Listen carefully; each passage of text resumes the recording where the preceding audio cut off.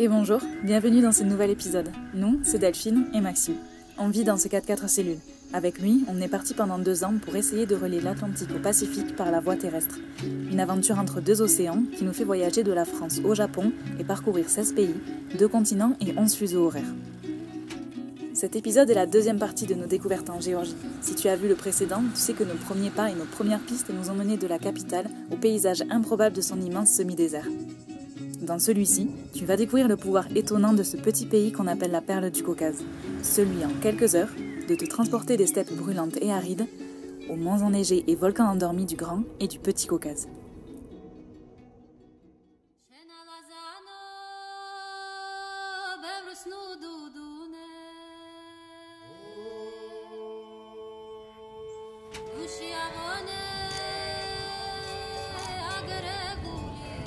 La Tchavareti est un haut plateau volcanique situé au centre de la Géorgie, à la frontière avec l'Arménie. Perchée à 2000 mètres d'altitude, la région est connue pour ses paysages lunaires, ses volcans endormis et la rudesse de son climat. On la surnomme d'ailleurs la Sibérie géorgienne. C'est une région agricole, aux infrastructures limitées, connue pour être une des plus pauvres du pays. Pas nécessairement très attirante sur le papier, pas vrai? Pourtant, on a adoré. Pour commencer, après la chaleur de Tbilissi et du sud-est du pays, elle a été une vraie bouffée d'air frais. On a été tellement heureux, en 2 heures de route, de retrouver la fraîcheur des montagnes.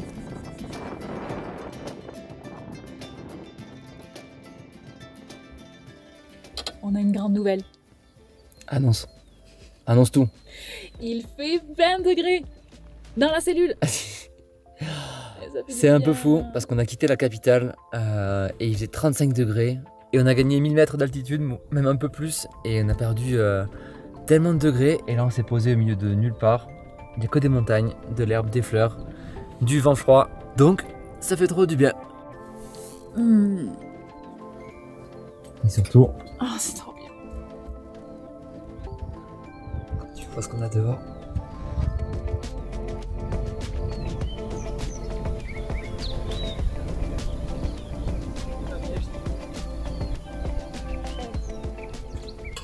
Et alors autant on apprécie beaucoup notre petit frigo quand il fait très chaud pour avoir des boissons fraîches et des glaçons, mais alors ça ne surpasse pas, je pense, le fait d'avoir son petit four et de pouvoir se faire réchauffer, cuire, préparer des plats comme des ratchapouri et avoir ça bien chaud qui sort du four à se partager.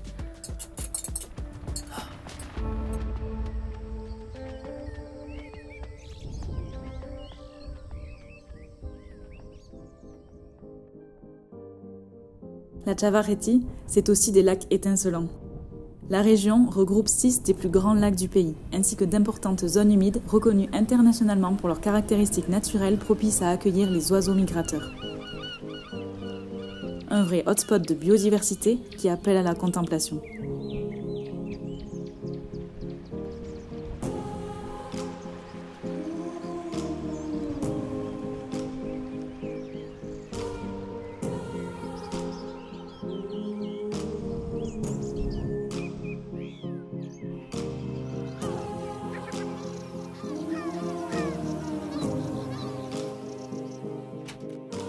Un matin, on a la chance de se réveiller au milieu des pélicans frisés en route pour le sud. Jamais on n'en a vu d'aussi près. À bien y réfléchir, je crois qu'on n'en a jamais vu tout court. Ces oiseaux sont impressionnants. On reconnaît de loin leur vol majestueux dans le ciel. Volant en escadron, frôlant l'eau sans jamais la toucher, leur puissance et leur précision nous fascinent.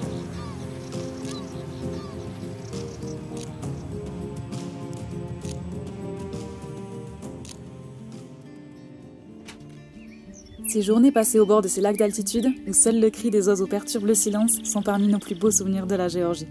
De temps en temps, des pêcheurs viennent nous voir et nous vendent leurs poissons fraîchement sortis des lacs. Ils nous les donnent par 4 kilos. On essaie de leur expliquer qu'1 kilo est largement suffisant pour nous. Ils nous font donc payer moins cher, mais ils nous donnent quand même les 4 kilos. Livraison à domicile. Le burrito arménien. Ce soir-là, ces pêcheurs font notre petit bonheur. On adore manger ce qu'on trouve autour de nous. Ça fait partie du voyage. Et là, on peut dire que c'est très, très local. Au sud du pays, en Géorgie, à la frontière avec l'Arménie. Et ce lac qui est là, Et là, de chaque côté, c'est le plus grand lac du pays et il y a beaucoup de pêcheurs qui viennent ici, des Géorgiens mais également des Arméniens. Et du coup, il y a des locaux qui sont venus nous voir, qui sont venus nous vendre leurs poissons, leur pêche du jour. On n'est pas des pros des poissons, enfin du moins de la pêche, mais on pense, d'après nos recherches, que ce sont des ablettes. Et du coup, on va les préparer un peu comme des sardines, on va juste les vider, faire des petits filets, de l'huile d'olive, sel, poivre, ail. Au four. Et les mettre au four. Mais je sais pas, c'est juste la livraison à domicile de poissons frais qui est étonnante.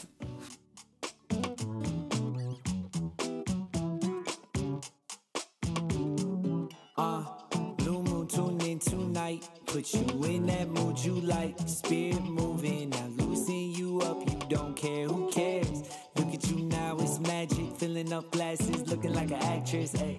You just wanna listen to a classic, bouncing like a mattress, man, I'm out of practice, ayy. Sick of how slow just living spin, hard to get right, being limited. You just wanna go where the rhythm is, be in the crowd uninhibited. You can't lay low, so follow me, I obey, so I'll probably wake up holding my head.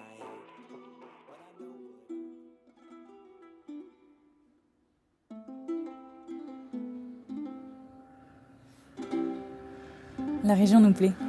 Beaucoup. Et du coup, on décide de poursuivre les explorations plus en altitude. On sait que là-haut, la Javareti abrite d'autres lacs. Et tu le devines, on ne va pas être déçus.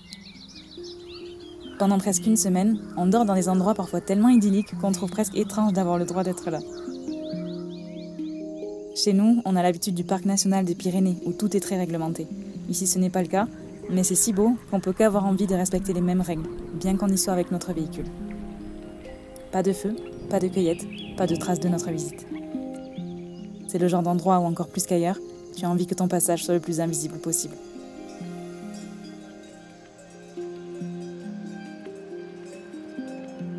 Chaque matin, au lever du soleil, les pêcheurs arrivent et naviguent tranquillement sur les lacs pour remonter leurs filets posés la veille. On adore les observer. C'est toujours un spectacle très apaisant et ça nous donne aussi plein d'envie pour notre repas du midi. Est-ce que tu penses qu'il va venir nous vendre ce petit poisson? Mais j'aimerais tellement là en plus. Là je suis prêt là. Comme la dernière fois. Là je suis prêt à les ouvrir, à les préparer. À les vider, tu veux En dire? plus on a le citron, l'huile d'olive, On a tout ce qu'il faut. le petit sel de Svanetti et au four. Moi aussi j'aimerais bien qu'ils viennent nous les vendre. Demain on ira les voir sinon. S'ils viennent pas jusqu'à nous, on ira jusqu'à eux. En plus c'est encore meilleur quand c'est toi qui prépares tout.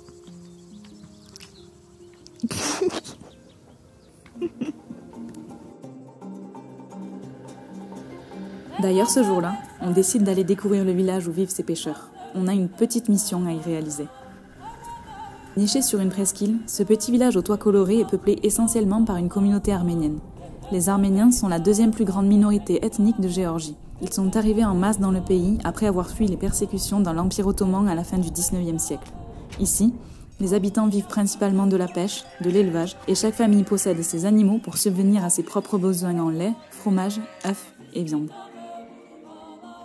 On sent que les gens n'ont pas l'habitude de voir des étrangers très souvent, et on n'a pas encore coupé le moteur que déjà, plein de curieux sont autour de nous. On est accueillis chaleureusement, on discute, et on leur montre notre roadbook car des photos de leur village se trouvent à l'intérieur. C'est très drôle de voir leurs réactions et de les voir reconnaître leurs amis. On reçoit vite plusieurs invitations à manger ou à boire un café, mais on leur explique qu'on doit d'abord trouver une certaine Valia.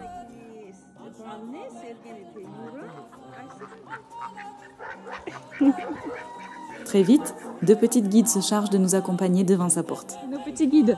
Your place, very beautiful. The lake, beautiful. Bon, à la base on était sur les bords du lac Tabatskouri, aller au petit village qui longe le lac, pour montrer une photo qui a été prise dans le roadbook de nos amis Victor et Olivia. Je vais te la montrer. Piste numéro 11. Donc Victor et Olivia nous ont demandé gentiment, comme on était dans le coin, d'aller montrer cette photo de Valia, qui est une dame très très gentille. Là on est chez elle, on lui a montré la photo. Je crois que la réaction, elle dépassait ce qu'on pouvait imaginer.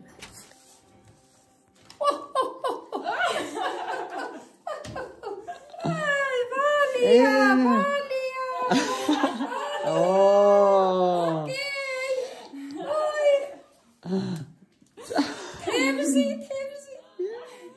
Là, elle était toute seule dans sa grande maison et elle nous a dit, mais bien sûr, restez ici et surtout venez manger, je fais à manger, venez en bas avec moi. Je vais te montrer ce qu'elle a fait en 2 secondes. Ah, t'es déjà toi. Du poisson et de la tcha-tcha. De la quoi? Tcha-tcha. Oh, tcha tcha tcha tcha tcha tcha tcha tcha tcha. Oh, tcha tcha tcha tcha tcha tcha tcha. Spasiba. Valia est arménienne, comme la plupart des gens du village. À la belle saison, elle tient une petite guest house et dès qu'elle nous a accueillis chez elle, on a compris pourquoi nos amis l'avaient aimée. Au départ, c'est pour un café qu'elle nous a dit de rester. Mais apparemment, ici, il s'accompagne de poissons frais, de pommes de terre, de fromage, de fruits, de gâteaux faits maison et de tcha-tcha. Valia est chaleureuse, le courant passe vite avec cette femme pleine d'énergie qui nous fait beaucoup rire. Elle parle 3 langues, mais pour faire honneur à son pays d'origine, c'est en arménien qu'on trinque.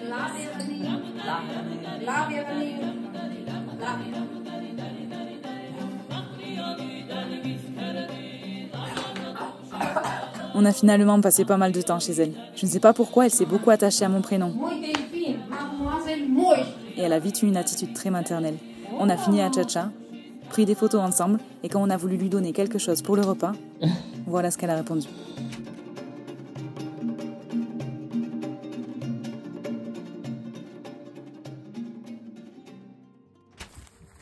On a passé un très beau repas avec Valia et son petit-fils.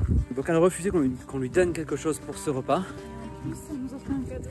Et en plus, elle a fait un cadeau Delphine d'une paire de chaussettes tricotées à la main. Mais je crois qu'elle aime beaucoup les photos. Et je crois qu'on a quelque chose. Ouais.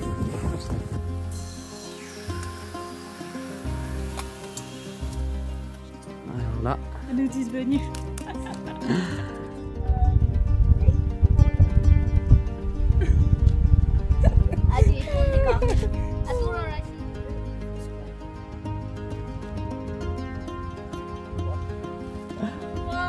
Mademoiselle Delphine.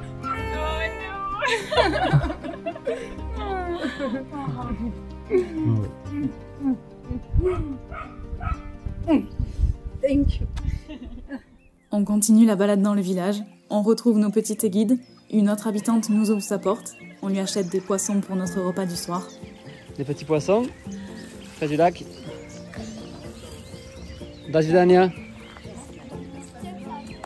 Puis c'est Marguerite, rencontrée lorsqu'on est arrivé, qui après avoir attendu patiemment, nous invite à son tour.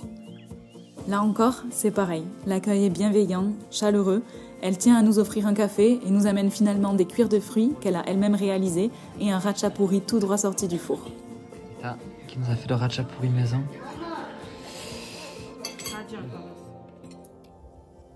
Ah, spasiba. Spasiba. Merci, bon voyage. Oh. До свидания. До свидания. Bye bye. Bye. Fin de notre petite pause au village de Tabatskouri, près du lac. On est arrivé ici à 11h et on pensait juste aller voir Valia du coup pour lui montrer la photo du livre. Et au final, là il est 15h je crois, mais une bonne petite pause dans ce village. Et là on reprend la route, on reprend la piste 11. C'est parti avec les nuages noirs au fond. Ah. Et peut-être la pluie.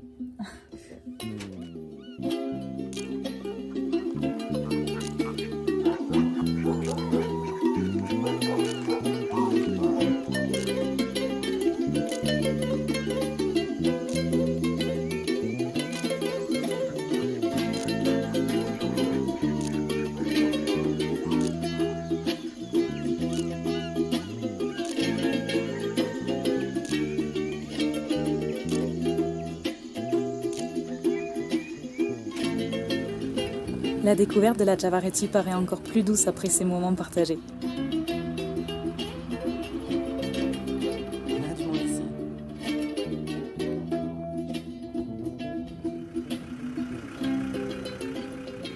Maintenant qu'on grimpe plus haut dans les montagnes, ce ne sont plus les pêcheurs qu'on croise, mais les bergers.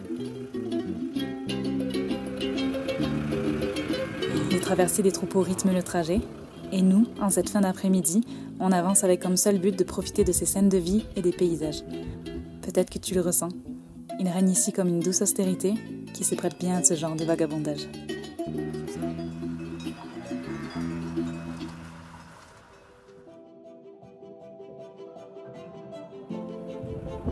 C'est la météo qui décide pour nous de l'endroit où on s'arrête ce soir-là.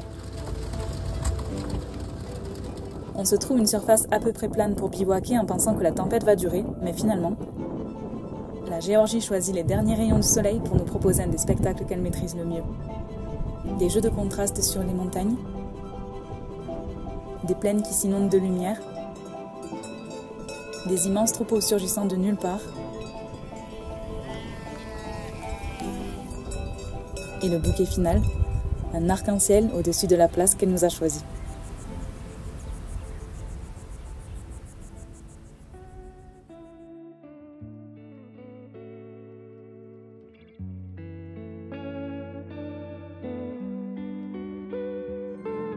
Le ratchapouri du village.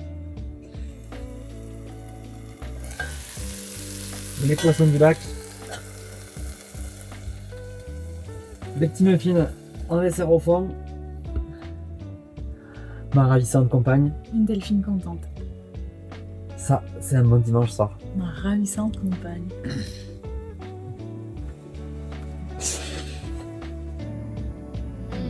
Ça a trop bon. J'ai trop hâte de manger. Je suis prêt, le repas est prêt. Et bien bon appétit. Bon appétit à tous. Et vive le ratchapouri. Ah ouais. Il a l'air super bon.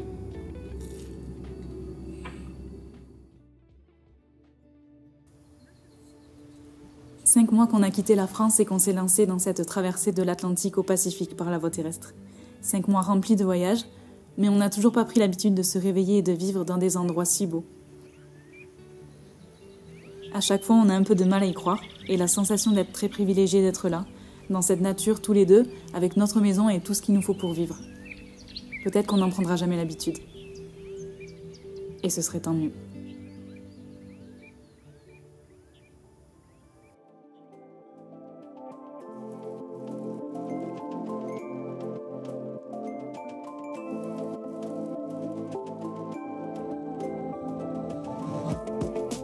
Au nord du pays, il existe une route d'altitude historique de 212 km qui passe au travers de la chaîne du Grand Caucase. C'est la route militaire impériale, celle qui relie la Géorgie à la Russie. Construite au XIXe siècle après l'annexion de la Géorgie par la Russie, son but était de faciliter l'entrée des troupes impériales dans le territoire, d'où son nom. Mais même avant que cette route militaire ne soit créée, cet itinéraire au cœur des montagnes a joué un rôle majeur pendant des siècles, puisqu'il est aussi l'antique voie empruntée par les envahisseurs perses, romains, mongols et plus tard par les caravaniers de la route de la soie. Impossible de parcourir ces paysages sans penser à tous ces bouts d'histoire. Aujourd'hui, les files impressionnantes de camions de marchandises ont remplacé les chameaux et leurs caravanes, mais ce rôle dans les échanges entre l'Orient et l'Occident est toujours présent.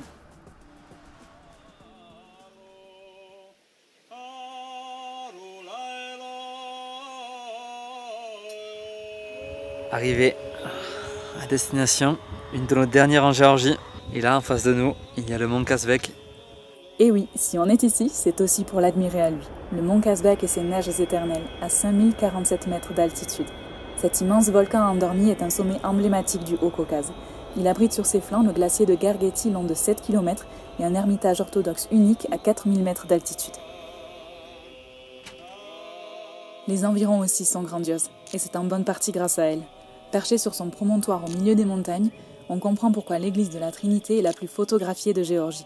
Construite par des moines au XIVe siècle, elle est un des trésors qui parsèment la vallée de la route militaire. Ce soir-là, c'est le bonheur d'arriver dans ce décor. Le Kazbek en toile de fond, les chevaux tout autour, et l'église de la Trinité juste derrière nous.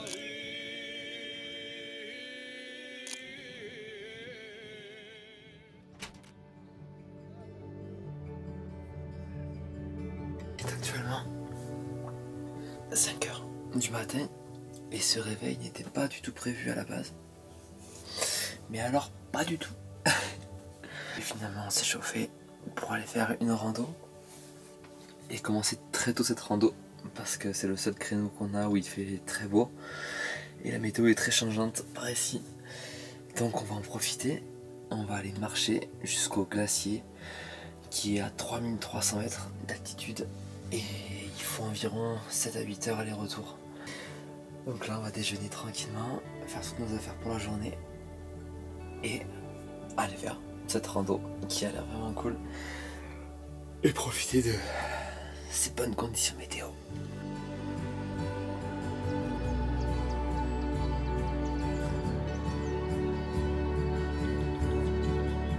On a trop de chance ce matin de voir cette montagne qui culmine à plus de 5000 mètres, comme ça, tout dégagé. On était en train de se dire que ça faisait hyper longtemps qu'on n'a pas vu ce genre de spectacle. Je crois qu'il n'y a rien qui pourra remplacer les ambiances du matin. Il nous reste quelques jours avant de rejoindre une autre partie du Grand Caucase pour une aventure assez spéciale dont on te parlera bientôt. On en a donc profité pour venir découvrir cet endroit et honnêtement, on pensait juste se poser et commencer à travailler sur cette série de vidéos que tu es en train de regarder. Mais il faisait très beau. Cette montagne était vraiment très belle, son glacier accessible sans trop de préparation, alors... 6h30, début de l'expédition. Allez.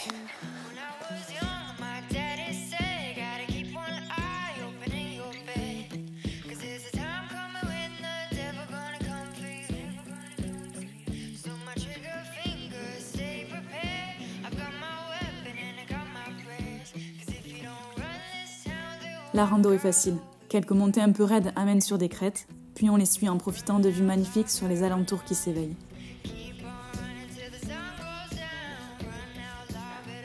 Rhododendron en fleurs, des chevaux, la montagne. Trop bien.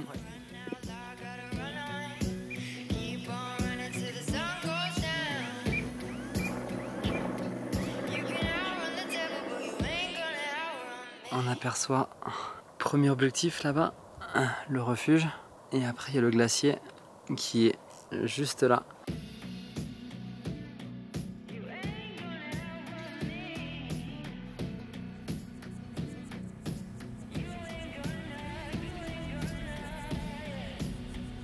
On se sent bien avec nos sacs sur le dos, nos chaussures de rando, et plus vite que prévu, on arrive au pied du Kazbek et de son glacier.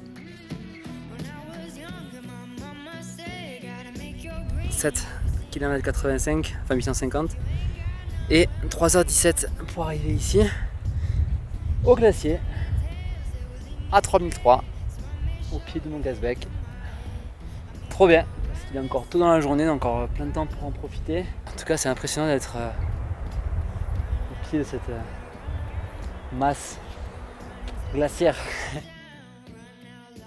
Le premier glacier de ce voyage. Honnêtement, on ne pensait pas que ce serait en Géorgie. On est au-dessus des 3000 mètres d'altitude, le soleil brille, on retrouve ce milieu de haute montagne qu'on aime tellement. À ce moment-là, on est un peu comme des enfants et on se demande si on marchera sur beaucoup d'autres glaciers pendant ce voyage jusqu'au Japon.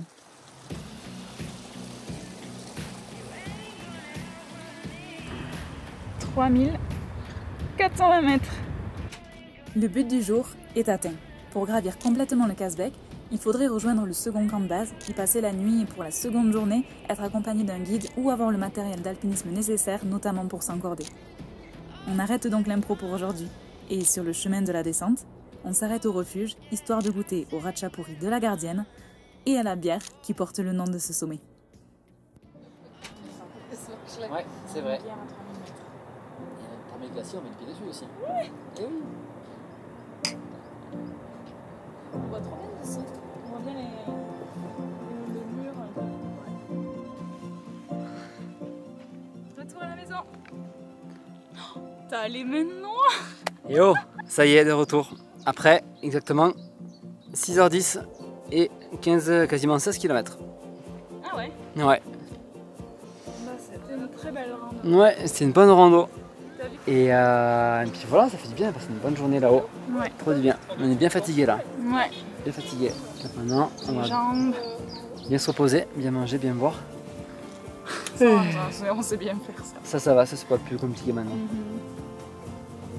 Et du repos, on ne savait pas encore à quel point on allait en avoir besoin. On avait gardé pour la fin une région très particulière de la Géorgie qui nous appelait depuis longtemps. Et cette aventure a finalement été tellement forte que je pense qu'on te la racontera plus tard au travers d'un épisode un peu spécial.